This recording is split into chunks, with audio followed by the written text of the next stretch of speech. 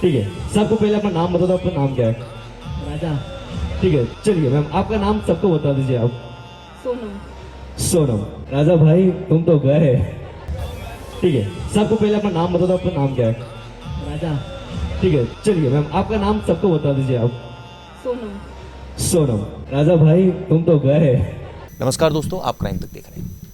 ये वीडियो आपने देखी, दरअसल इस सगाई की वीडियो है।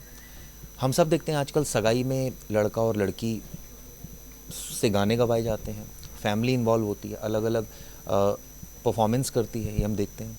एक ट्रेंड बन गया आजकल। शायद यही ट्रेंड इस शादी में भी अपनाया जा रहा था, सगाई में। इनफैक्ट शादी में भी हमने देखा ये ट्रेंड अपनाया गया। कई सारी रील्स बनी, हर चीज़ सोशल मीडिया पर मौजूद थी, लेकिन किसी ने नहीं सोचा था कि इसका अंत इस तरह से होगा। उसके मन में साजिश चल रही थी, ये बात बिल्कुल साफ़ है। और जिस तरह से उसने इस हत्याकांड को अंजाम दिया, सब हैरत में है। रिक्रिएशन भी हो चुका है, इसने एडमिट भी कर लिया, यानी सोनम ने। और ये भी बताया कि किस तरह से इसने आरोपियों को इशारा किया, वो मौके पर पहुँचे, उन्होंने हमला किया और उसके बाद उसको खाई में फेंक दिया। एक बात और भी साफ़ हुई है कि खाई में फेंकने वालों में सोनम साथ नहीं थी।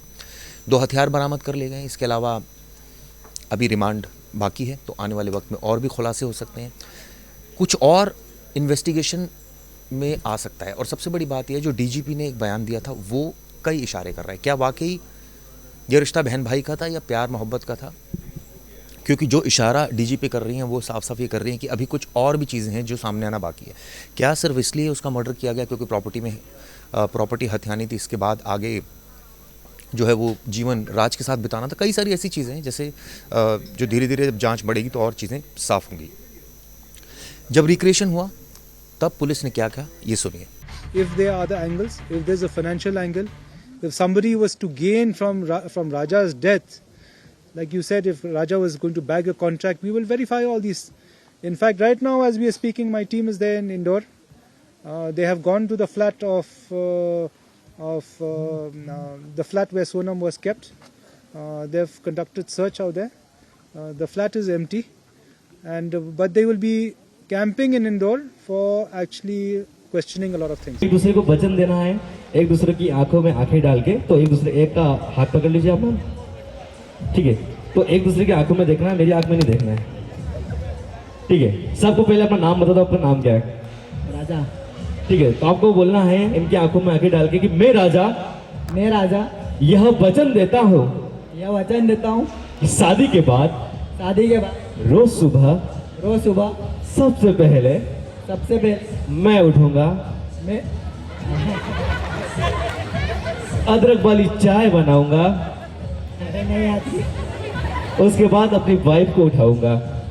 उठा जरूर दूंगा। चाय बनानी नहीं आती। चलिए, पहला वचन मानते हैं आप? ठीक है, एक वचन कंप्लीट हुआ। एक बार तालियां हो जाए हमारे कपल के लिए। दूसरे वचन के लिए जाते हैं हम लोग।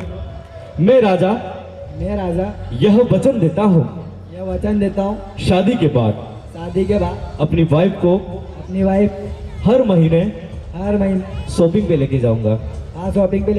हाँ, ये बात तो एग्री हो गए। चलिए लड़की वालों ताली बजा दो यार, आपकी लड़की की बात है यार।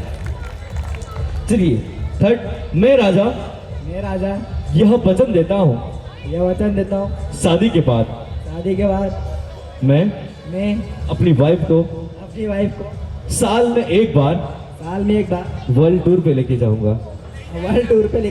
हाँ, एक बात भी एग्री हो गए, ताली हो जाए।